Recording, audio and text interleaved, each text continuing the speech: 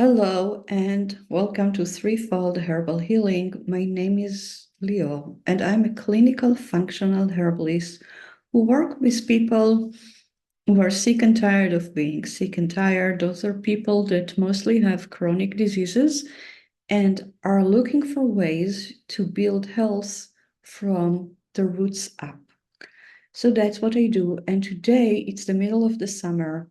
It's hot outside. So I wanted to talk a little bit about heat exhaustion because I myself feel in the summer like my brain is melting, like egg on a cast iron uh, pan. So let's talk a little bit about heat exhaustions, why it is important to prevent it and how can we prevent it? What's really going on there? So the combination of high temperature and humidity can lead to heat exhaustion. In heat exhaustion, the temperature of the body is climbing up and it can reach 101 degrees Fahrenheit or even higher. Those temperatures usually are considered fever and are not healthy for the body for the long term. So some signs of and symptoms that you have heat exhaustions that you really want to pay attention to. So if you have profuse sweating, if you feel weakness and fatigue, maybe dizziness, and you feel like you're almost fainting, sometimes even heavy breathing when you don't exert yourself. So when you're not running or climbing or moving a lot, you have hard time breathing. A feeling of nausea and vomiting, like you want to puke. You lost your appetite. Headaches are certainly a sign of heat exhaustion. A rapid heartbeat, low blood pressure, especially if when you're sitting down and coming into stand, you feel dizzy and disoriented. Muscle cramps and dark color urine. That's an important sign that we will talk about in just a moment. So what are we talking when we are talking about heat exhaustion? Heat exhaustions result from a combination of high activity level. So maybe your job is to work outdoor. You're a construction person, farmer, or gardener. Maybe you're hiking or running, or you just spend a lot of time outdoor and it's hot and humid and you are exposed to all this heat. So there is a high level of activity with high temperature and a lot of time humidity that increase the body temperature. Heat stress is the term that is used to describe the effect of heat and humidity on your body. It is the leading cause of weather-related deaths and can make worse underlying illnesses, such as cardiovascular disease, diabetic, mental health, and asthma. High body temperature affects mental capacity and your judgment. When it's too hot, your judgment, your frontal cortex doesn't really think clearly. And that increases the risk for accidents at work or while driving a car if you don't have air condition. It's also increased the risk of some infectious diseases. Some infectious diseases actually transmit or become more contagious in higher temperature. The risk of exhaustion or heat exhaustion increases when you are not well hydrated because fluids help the body cool itself. Conditions that might dehydrate your body are when you're sweating a lot, profuse sweating, dehydrate the body. So when there is high humidity and you sweat, there is a good chance that you lose a lot of fluids. Insufficient fluid drinks intake. When you are not drinking enough, you are dehydrating your body. When you wear excess clothing or fabric that don't allow the body to breathe, So the heat stay contained in the body and can't dissipate. Consuming alcohol and coffee can lead to dehydration because alcohol and coffee are both diuretics. So they trigger the need to pee. You pee more, and when you pee, you lose fluids. There are some health conditions that increase the chances of heat exhaustion in people. So people that have heart, lung, or kidney condition have more chances of developing heat exhaustions, but also any disease that involve fever can increase the risk of heat exhaustion. So the most important thing when you consider how to prevent heat exhaustion is hydration. Staying hydrated is your best defense against heat exhaustion. So are you drinking enough water, or how to know if you drink enough water? So let's see how to know that. The color and scent of your urine can give you the best clue of your hydration status. The first urine of the day usually is slightly yellowish. It doesn't have any scent, but it has the yellowish color. During the rest of the day, your urine should be mostly colorless. You shouldn't have any color or scent. Generally, the darker your urine, the higher the chances are that you are dehydrated. So dark yellow urine with um,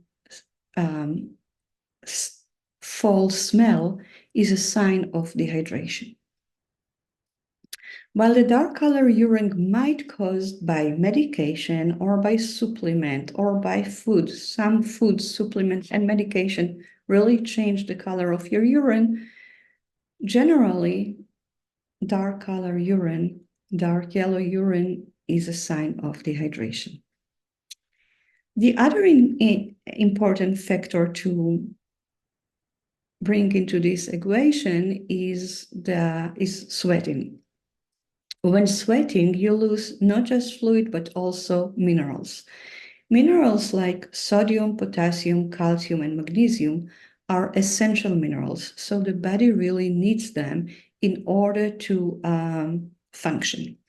They carry an electrical charge and conduct electrical impulses, facilitating vital processes such as muscle contractions, nerve signaling, and maintaining fluid balance in the body. So if you lose a lot of minerals through sweating, your ability to contract and relax muscle, your ability, and that's including the heart, by the way, your ability to send nerve signaling is compromised. And that's including your ability to have a rational judgment, function, and impulses, and your ability to react fast, reflexes, if you need, and your ability to maintain fluid balance is compromised too. So replenishing electrolyte is a very important part of care for yourself during heat exhaustion. And those minerals lost through sweating are essential for proper hydration too. So how to prevent heat exhaustion? You want to avoid activity that exert your body in the most crucial hot hours of the day, between 2 and 5, let's say. You don't want to hike and on that time of the day. You don't want to exercise outdoors. You really want to stay in a cool place and drink more. Really on that, carry a water bottle. I prefer stainless steel water bottles because the plastic water bottles tend to release more BPA and plastic particles into the water when they are exposed to heat. So I don't ever use plastic bottles I never use them at all, but more, not in the summer. You can add a piece of lemon juice or a piece of lemon or lemon juice and some mint leaf to your water, and that will help replenish electrolytes. You want to wear light clothes that are from natural fabrics like cotton that allow heat to dissipate. You want to feel the heat dissipating from your body. You want to take a couple of breaks throughout the day where you can rest and replenish. You don't want to be active all the time. And you want to avoid the heavy meals. The heavier the meal, the more fire your digestive system needs to produce in order to break down the food and digest it. So eating fruit and salad and vegetables and casserole, light food is easier on the stomach. And one of the traditional food where I come from is watermelon with feta cheese, which I love. And you get this hydration with the salts, with the minerals. So let's talk a little bit about herbal infusion for heat exhaustion, because one of the way to hydrate and have fun with it is to have ice herbal tea. So let's talk about herbs that you might want to consider adding to your tea to replenish your electrolyte. So red raspberry leaf is rich in minerals like magnesium and potassium and can be very cooling and revitalizing and really help you with muscle cramp and refresh you during the summer. Excuse me. Lemon balm. Lemon balm is an excellent source of potassium and it has a delightful taste, like this citrus lemony taste that is rejuvenating. It's also relaxing and soothing. So in the heat of the summer, it's a great one to have as an iced tea. Spearmint and peppermint have high content of calcium, potassium, and magnesium, and it's really good for hydration, but the mental taste also make you feel cooler and refreshed. So spearmint and peppermint. Nettle. Nettle is really a herb that is high in minerals, especially calcium, magnesium, and manganese, and it can help replenish electrolyte in the summer. One thing to know is that if you plan of using iced tea for replenishing your electrolyte, the one thing that help electrolyte and water actually absorb in the body better is sugars. And the one that I recommend is molasses, because molasses by itself is high in mineral. Maple trees, maple sap is another rich in mineral sweetener, but you can use a little bit of any other sugar to increase the absorption of the minerals from the iced tea in your body. Yeah, you have to remember that heat exhaustion can turn very easily into heat stroke, where the body temperature is elevated to 104 and even higher. And in those conditions, this is really a risk to the body, because body system cannot function in higher temperature like that, and they start to close down, and it can become life-threatening. So in the summer, you want to do the responsible thing and prevent the heat exhaustion with the tip I gave you, and keep yourself hydrated well all summer. I hope it was helpful. I know I enjoyed writing this one, and I'm wishing you a happy rest of your summer. See you next week. Bye.